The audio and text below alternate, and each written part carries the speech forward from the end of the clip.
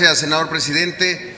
Y antes de iniciar la presentación del punto de acuerdo, me quiero sumar a lo ya dicho por la diputada Nale de Morena respecto a lo que está ocurriendo en Chiapas e insistir en que debe de ser el diálogo, la construcción de acuerdos, la que prevalezca los elementos de la política para la solución de los conflictos y jamás la violencia. Y en ese sentido que esta situación que está ocurriendo en San Cristóbal pueda llegar a no solamente a la tranquilidad ese pueblo de los Altos de Chiapas, sino que también se puede investigar y que si hay responsables en este sentido de cualquier lado, pues entonces que se tomen las consecuencias pertinentes. Compañeras y compañeros senadores, yo creo que es evidente que cuando como país, como Estado, como nación, superamos algunos atavismos, superamos la lógica de los intereses y realizamos esfuerzos conjuntos para combatir un problema específico, nos va bien. Nos va bien y se nos reconoce no solamente en el país, sino incluso afuera. Y así ocurrió el 1 de enero del 2014, cuando se empezó a implementar el impuesto por litro de refresco. Cuando empezamos a cobrar más al producto que más daño en la salud le causa a los mexicanos, entonces empezaron el aluvión de reconocimientos. Y qué bueno, ese mismo año la Organización Mundial de la Salud, vía la Comisión para terminar con la obesidad infantil, emitió varias recomendaciones de prevención y entre esas recomendaciones incluyó la de medidas fiscales como medidas efectivas, con el ejemplo de México, para desincentivar el consumo de bebidas azucaradas y particularmente de refrescos. Y nos pusieron como ejemplo y fuimos de los primeros países que lo hizo. Después vinieron varios más y nos convertimos en referente internacional. Y les digo algo, compañeras y compañeros, no teníamos de otra. Había que hacer algo en este sentido.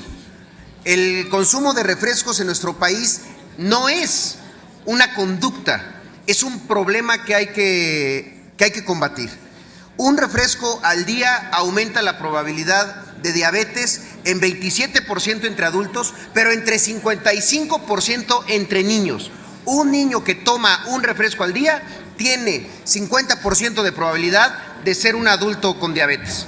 Hay 12,100 muertes prematuras cada año, 14% de la población de nuestro país ya tiene diabetes y somos el país número 1 con muertes relacionadas al consumo de refrescos. Para darle un dato adicional, el IMSS atiende anualmente a 2.5 millones de pacientes con diabetes.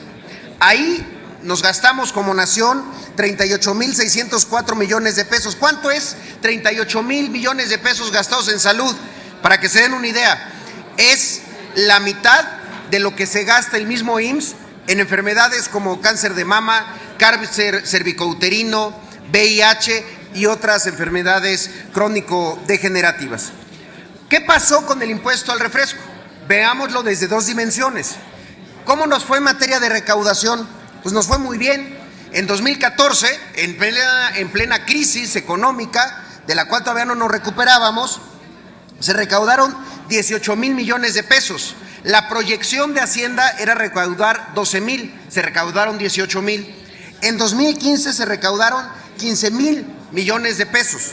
Para 2016, el cálculo, la proyección para este año es que se recauden 17,000. En pocas palabras, en 3 años podríamos recaudar 50,000 millones de pesos. Un país que tiene serios problemas en materia de generar recursos vía tributarios, vía recaudación.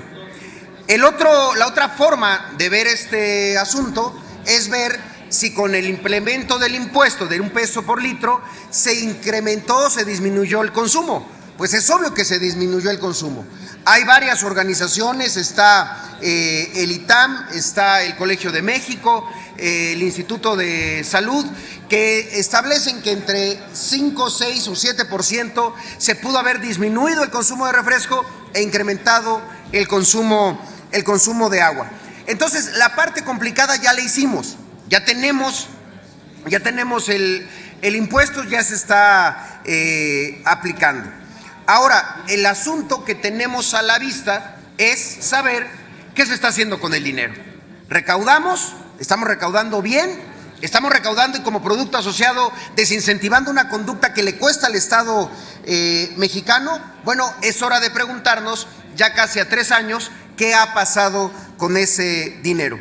El planteamiento que venimos a hacer es muy simple, que lo recaudado se destine en su totalidad, como se estableció cuando se diseñó el impuesto, a programas de prevención de obesidad y diabetes, incluyendo y destacando el acceso al agua potable en escuelas, en espacios públicos y en zonas rurales. Yo creo que hoy es buena hora para preguntar qué pasó. ¿Qué pasó? Porque organizaciones no gubernamentales, varios legisladores, bueno, incluso la misma industria de refrescos y bebidas azucaradas, plantean que el problema con el impuesto es que no hay claridad para saber qué pasa con los ingresos recaudados por el impuesto a bebidas azucaradas. Y creo yo que un impuesto que no ve reflejadas en su aplicación políticas públicas que compensen de manera positiva el cambio en los precios relativos de bienes y servicios, pues es un impuesto que pierde todo sentido social y se puede convertir, no digo que sea el caso, pero se puede convertir en una miscelánea, como parte de la miscelánea del gobierno para cerrar boquetes presupuestarios en otras áreas. Y lo digo con preocupación porque, déjenme darles un dato adicional. Este gobierno estableció, se autoimpuso una meta para bebederos escolares de 40,000 bebederos escolares antes de que termine la administración, es decir, para el año 2018. En 2015 el avance era de 5,964 bebederos. Para 2016 se están planteando que vamos a cerrar con 11,000. Esto implicaría que estuviéramos haciendo cerca de 15,000, casi 15,000 por año el próximo año y el siguiente, con los mismos ingresos. Bueno, si va a ser con los mismos ingresos, tenemos el otro planteamiento de incrementar el impuesto, pero si va a ser con los mismos ingresos, entonces se tienen que gastar mejor, porque alcanza con eso para cubrir la meta, y alcanza con eso para cubrir la meta en tiempo, entonces habría que gastar mejor. Eso es lo que estamos planteando, que más dinero para el Estado a través de impuestos se vea reflejado en una mayor cobertura en servicios de agua potable, en la forma como se instalan los bebederos en las escuelas en comunidades rurales. Y por supuesto ahí estoy hablando de todo el país y particularmente del estado que tiene más rezago en acceso a agua potable en escuelas. ¿Cuál creen que es? Pues como en muchas otras cosas, desafortunadamente, es Chiapas. 46% de la población de mi estado, de las escuelas de mi estado, tienen acceso a agua potable. Y uno podría decir, bueno, el rezago no está tan grave, son el 86%, sí, pero de ese 86%, solo 42% está conectada a la red de agua potable. El otro acceso al agua potable es en 2.5% vía pipas, en 14% porque hay un pozo cercano, y en el 31% de los casos es agua que se está acarreando de algún manantial o de algún río.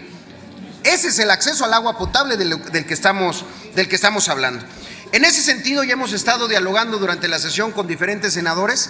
Estamos haciendo un planteamiento, que el punto de acuerdo pueda ir en el siguiente sentido: que la Comisión Permanente del Congreso de la Unión solicite al gobierno federal para que a través de las dependencias que corresponden remita un informe a esta soberanía relativo a la implementación de los recursos obtenidos por el inciso G, fracción primera, del artículo 2 del IEPS, el impuesto especial sobre producción y servicios sobre bebidas saborizadas de los ejercicios 2014, 2015 y lo que va de 2016. Particularmente, cómo va el avance de implementación de esos recursos en bebederos escolares en escuelas públicas, red de agua potable en zonas rurales, programas de prevención de obesidad, diabetes y rescate de espacios públicos y acceso al agua en esos espacios públicos. Nuestra labor no es solamente diseñar impuestos o votarlos, es ver que el sentido social de la recaudación sea un hecho. Y con estos datos, pues podemos pensar que no lo está haciendo. Bueno, qué mejor forma para saberlo que con información del Estado a esta soberanía.